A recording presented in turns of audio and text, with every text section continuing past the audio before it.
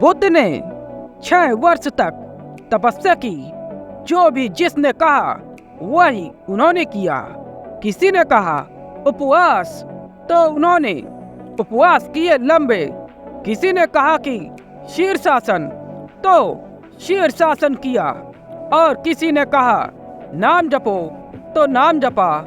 और जिसने जो कहा वे करते रहे। 6 वर्ष निरंतर प्रयास करके भी कहीं पहुंचे नहीं। वही थे जहां से यात्रा शुरू की थी। निरंजना नदी में स्नान करने उतरे थे। देह दुर्लभ हो गई थी। लंबे उपवास किए थे। नदी में तेज धार थी। नदी से निकलने में इतनी भी शक्ति न थी कि बाहर निकल आए। जो एक जड़ को पकड़कर वृक्ष की किसी तरह रुके रहे, उस जड़ को पकड़ते समय उनके मन में ख्याल आया, इतना निर्बल हो गया हूँ कि नदी भी पार नहीं होती, तो उस जीवन की बड़ी नदी को कैसे पार कर पाऊंगा। और 6 वर्ष हो गए, सब कर चुका जो कर सकता था। अब तो करने योग शक्ति भी नहीं बची है। अब क्या होगा। और सब कर लिया है निष्ठा पूर्वक, लेकिन उसके कोई दर्शन नहीं हुए।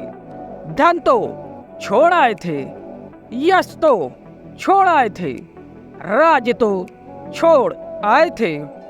उस दिन निरंजना नदी के उस तट पर अंतिम अहंकार भी व्यर्थ हो गया कि मेरे प्रयास से पालूंगा।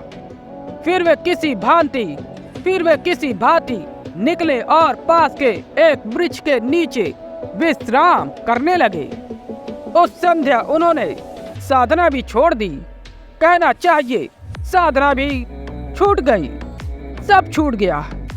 यह भी छूट गया कि मैं पालूंगा। 6 साल की असफलता ने बता दिया यह भी नहीं हो सकता है। उस रात, उस संध्या बुद्ध के मन की कल्पना करना हमें बड़ी कठिन है। उस रात उनका मन कुछ भी करने की हालत में न रहा।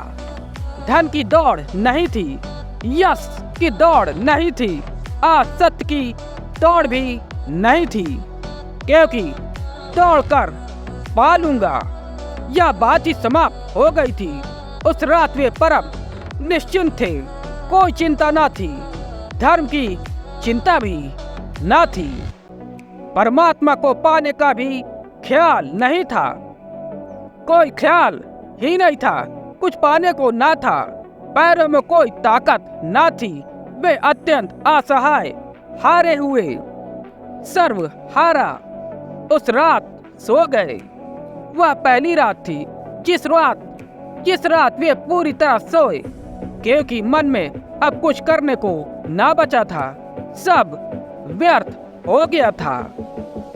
करना मात्र व्यर्थ हो गया था और करता मर गया था।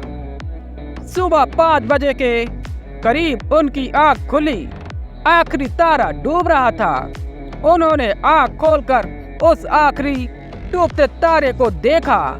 आज उनकी समझ के बाहर था कि क्या करूं, सुबह उठकर क्या करूं, क्योंकि करना सभी समाप्त हो गया। धन की दौड़ पहले छूट चुकी, यश की दौड़ पहले छूट चुकी, रात धर्म की दौड़ भी छूट चुकी। अब मैं क्या करूं। वे एक शून्य में थे जहां करना भी नहीं सूझ रहा था।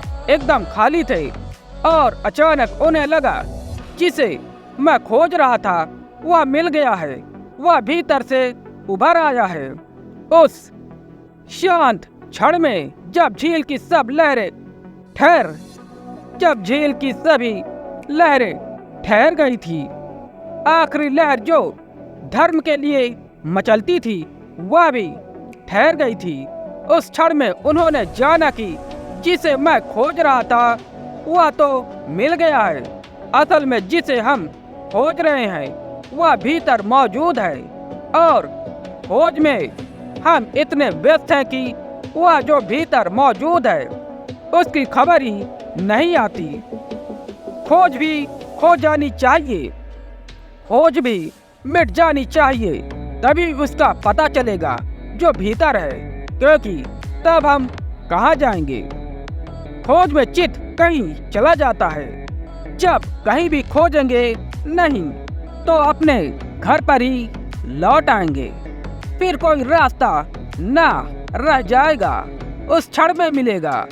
तो उस क्षण में जब मिलेगा तो कैसे कहे कि मैंने पा लिया।